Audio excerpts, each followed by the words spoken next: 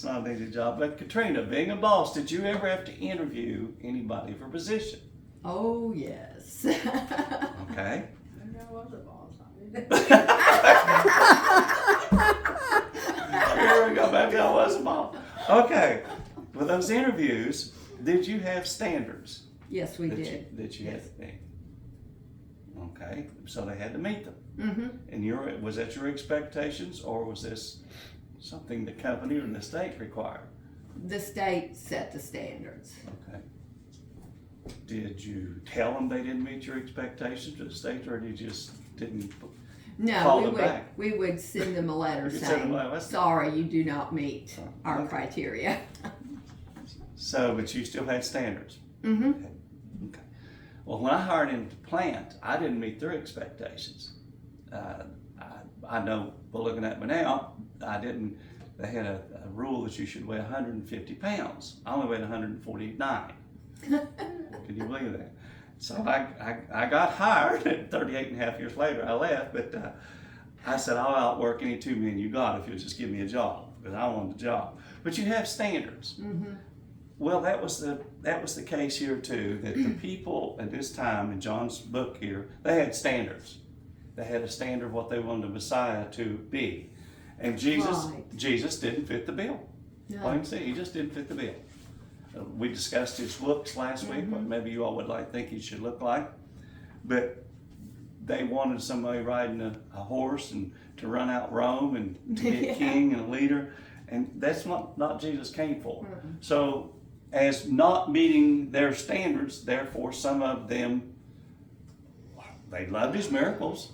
They did. They would gather around, watch with very enthusiastically. They would eat when he provided food, but at the end of the day, they just went their way because he just didn't fit the bill.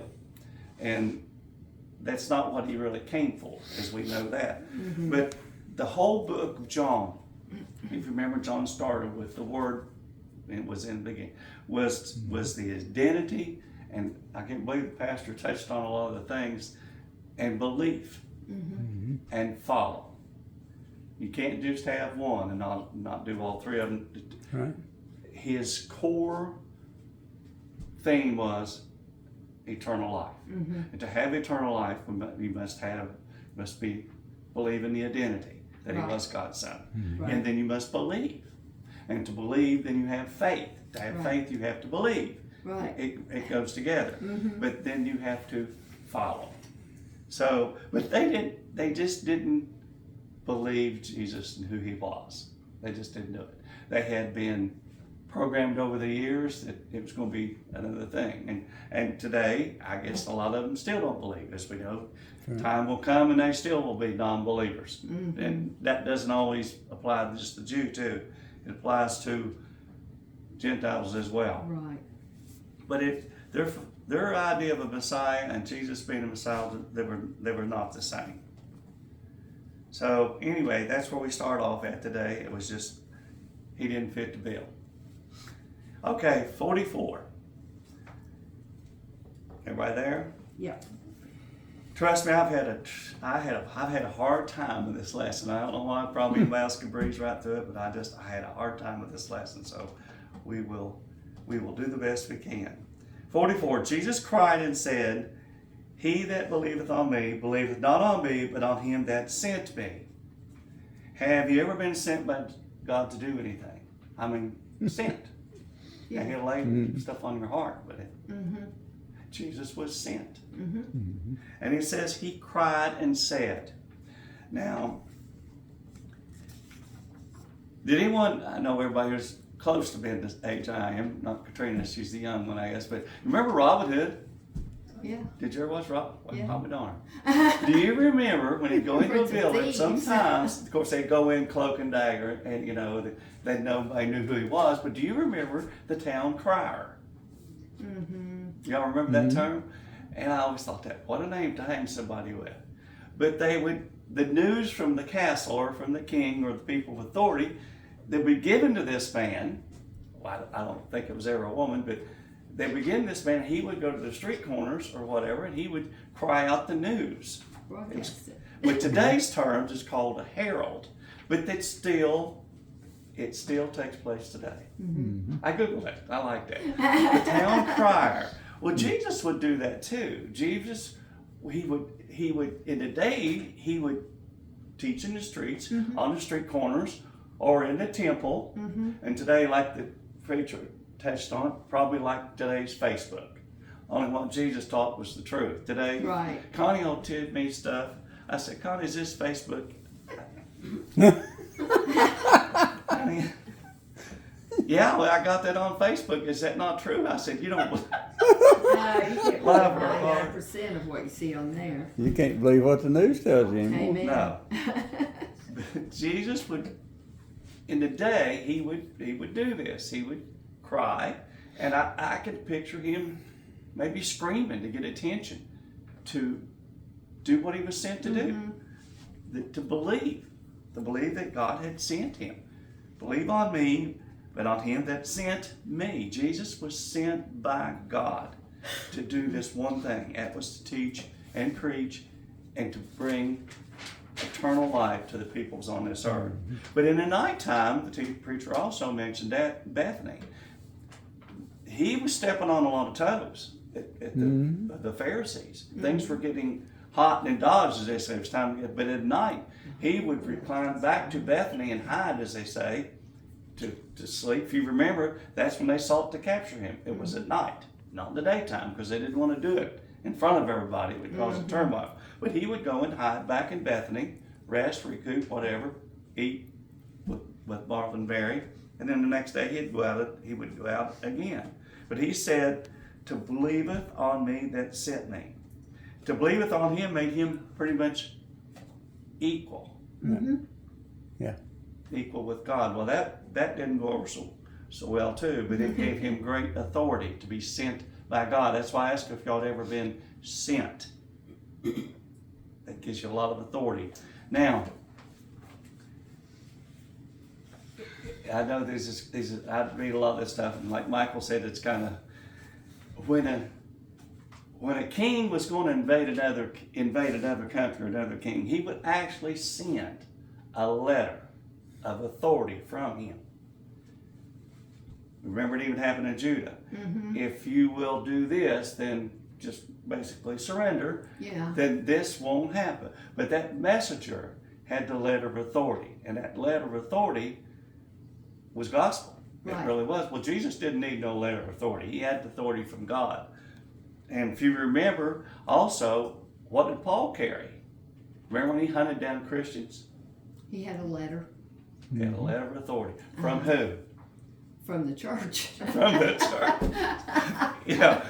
I know everybody watching this will say, what? Yeah. But he did. He carried this letter of authority to show who he was. But it's been used throughout times. But now Jesus, he didn't have a letter of authority. He didn't need it. And what he was, as John is stressing here, they needed to believe his identity as to who he was. He didn't carry no letter. He wasn't a card carrier. Okay, 45. All right, Katrina, would you please read that? Deuteronomy. Deuteronomy 34:10. And there arose not a prophet since in Israel like unto Moses, whom the Lord knew face to face. And he seeth me and he that seeth me seeth that sent me. Now God knew Moses if they were face to face. But nobody ever said that they saw, or could not say, that if they saw the face of Moses. They saw the face of God.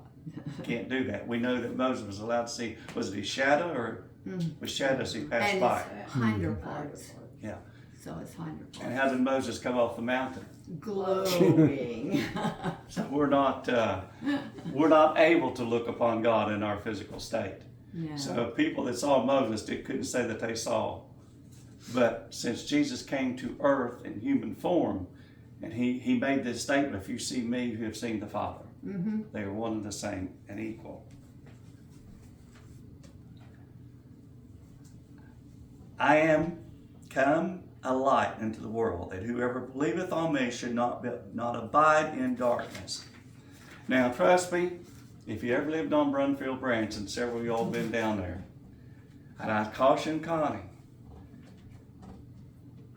better keep a flashlight handy, So kids, when you lost your lights down there, it was dark. I mean dark. It was too late to find a flashlight.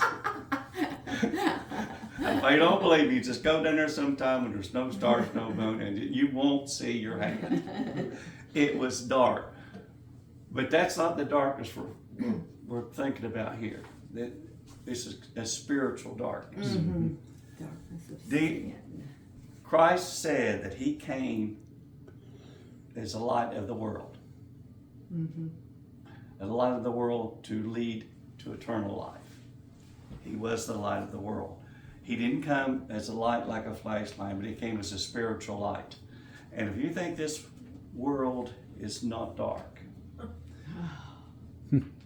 It's so dark. and I never want to get into politics, but here they finally do one thing, in my opinion, because I've always said the Supreme Court had never had the right to write laws. Their job is, and that's, listen, that is the Constitution, people. I'm not talking politics. They are to interpret the laws, not to write the. This Roe versus Wade. Here they are, standing on the streets.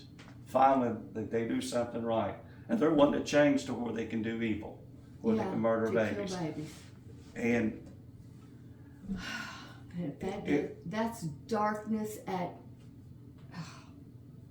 And if Bob Talbert ever said anything correct in his life, which he said a lot of stuff, why did he say that if there's a sin in this world, before long they'll make it right some way. Mm-hmm. It'll be okay if you live in it long enough. And what did he say? It will be all right to be a pedophile. Mm-hmm.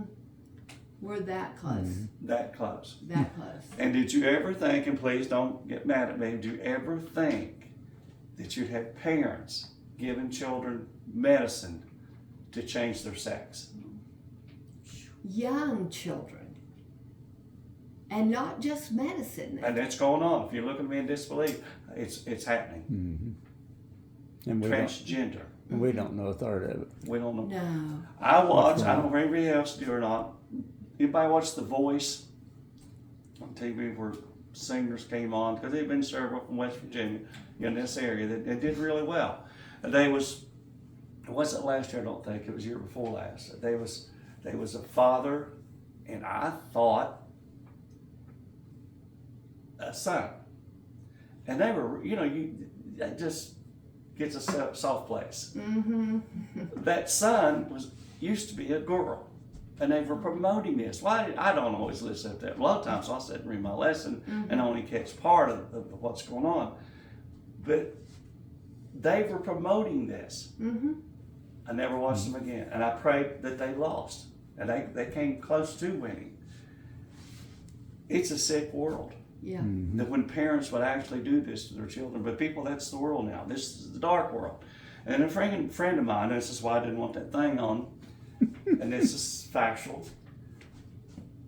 told me, and I know it's the truth, but his position as a policeman and his rank, that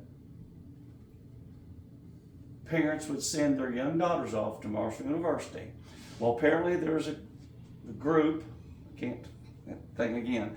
There's a group of men or whatever, they actually float around in the schools, and when little Sally, Joni, Katrina, June run out of money because they have spent all the money Oh, yeah. that their daddies and mommies sent them there with, and their rent was due at the end of the month, they had a way for them to make these young girls one-time deal, like $400 or $500. And you can imagine what that is. That breaks my heart. Yeah, sad. But it goes on in our town. Listen, being from Wayne, I had never been off the creek, as June knows that. I saw things as soon as I went across. I didn't know how to act. Some of these young girls, they're so naive, and well, my rent's due, I don't have anything to eat on. Well, they're just, it's terrible. Oh, but it's a sick world. And that's people, some of these people now, Christ spoke to them, he taught them, but some people choose, no matter what you say and what you do, or you would teach, or anybody else would teach, to live in this darkness. Yeah. You're not going to change They it. choose the darkness. It's a dark world. no matter what you do. But no matter what Christ taught, some followed, some didn't.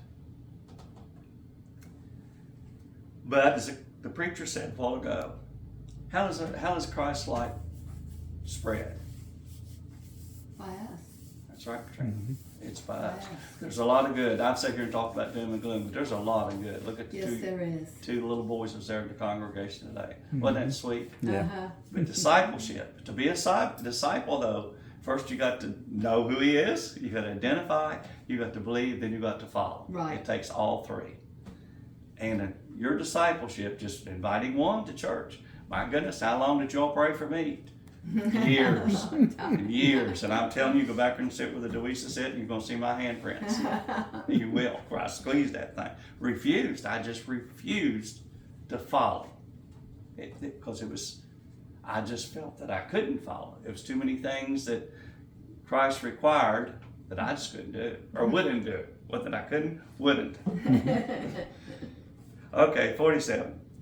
I think that's where we're at. If any man hear my words and believe not, I judge him not, for I came not to judge the world, but to save the world. Okay, now we know here that he taught to Nicodemus, did he not? And Nicodemus thought he was a teacher from God, but that's as far as it went. He chose not at that time to follow, but I believe Nicodemus did follow on Oh, him. yes. Well, Yes. I know he did. We're going to That's see. And why I said a while ago, how many times did I sit back there in that corner, Katrina, and you probably sat up and prayed for me, and that I would take that step and I would follow. I believed, I'd heard, but I wasn't following, and it takes all three. Yeah. But I've always said, I don't know how Roy is, if you've ever talked to our ex-pastor's wife very much, said Bob had 15 different jobs going at the same time, but never finished any of them. If you went to his house, you'd know the living room would be tore up, the kitchen would be tore up. Yeah. But I always had this motto, one job at a time. That's it. I do one job at a time. I had a boss one time, of course I used to have pretty much of a hair trigger. He would always come up and, well, you get this job done, you get this job done, you just do this. And one day, it was about 212 degrees, I think, and he came up and started that to me, and I whirled around, stuck my finger in his nose. I said, one job at a time. When I'm done, I'll bring you that work order, you give me another one. Right. Jesus didn't come to do two jobs. No. And Jesus didn't act like me. One So- job at a time. A couple times he did. Well, Cleaned the temple out twice. but oh man, I used to fire, it eat me alive though. When you get this one done, you get, one job. How can you gotta do one job. Well, good. if you're thinking about the next job, you're not concentrating on the job at hand. And that's what I you have do. to I concentrate. You'd be try to hurt. concentrate. You'd be hurting, Darol, if you worked for a family, because this one wants this, and this one wants this, and this one wants this. And we had a little fun down at J-Bo like that. Driver wanted something, and we end up at a company meeting over it. Well, there has to be one Yeah. boss. You can't have too many chiefs, not enough Indians. And it didn't turn out too good for the driver either. That's what tickled me. He right in the middle said, "I'm worse off than what I was when I come in here." Well, yeah, sometimes you best Yeah, you count need your to- blessings. and You be need to quiet. listen. Mm-hmm. You're not the only duck in this pond. That's Paul, that's right. But Jesus said, I came not to judge the world. Remember, he said, I come not to change the law, to fulfill the law. Mm-hmm. It's not the time. Right. It is not the time for him to judge Right. the world. Now, we all know There will be a that time. there will be a judgment. Yes, they will. But Definitely. His Father, our Father in heaven, he came, sent him with a task, and that was to bring eternal life through teaching. Seeking to save. Through teaching and saving. This was not the time. Now, it may sound a little confusing, the fact that, well, Jesus not the judge? Yeah, he can judge. Oh, yeah. He has the authority to judge. Uh-huh. But it won't be at this time right now.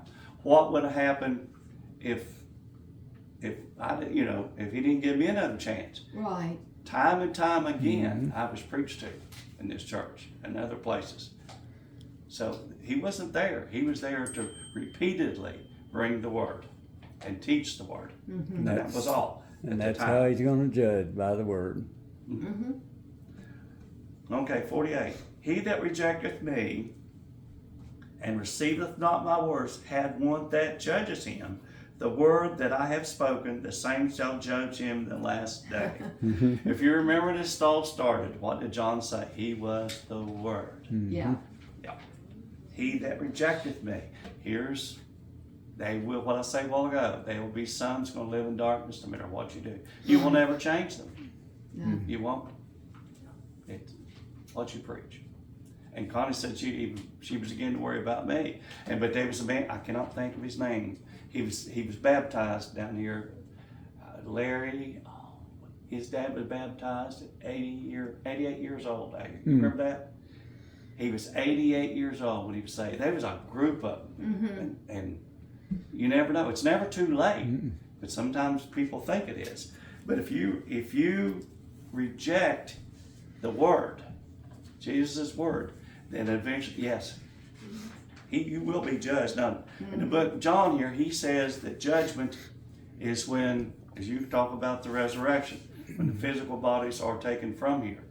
But Christ speaks of judgment after. After. And there'll also be a judgment for the good, there'll be a judgment for the bad, the ones that believe and the non-believers. There'll be two judgments. To everyone. But the last day is, to some, is when we're taken up. Right. And Christ refers to the last day as Judgment Day. It's whatever Because you want. once you die, you can't change it. You can't change anything. You're going to be judged by what you were at that point. So it's However a tree falls, that's where it lays. But eternal life, to get to that judgment, is contingent upon identity, belief, and following. It's three: confess, believe, and follow. But eternity is available to everybody. Y'all saying it's available to the public, it's available to everybody on this earth. All you gotta do is listen and believe. Okay, 49.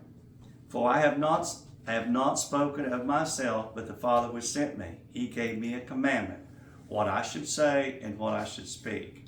If you remember, Jesus spoke in parables. Hard for some people to understand. And you wonder if that, was he told to speak in parables by the Father? The heavenly meaning of it. Sure. But he was told what to say. That's how they were able to get the message to who they want to get it to. Right. And the others can't understand it. Right. That's amazing. Yeah. But if you remember also, he prayed continuously to the Father for guidance. He humbled himself. He was God in an earthly form, but he humbled himself constantly to do the Father's will, to speak what the Father wanted him to speak, and to do what he wanted him to do. And that's what we should do.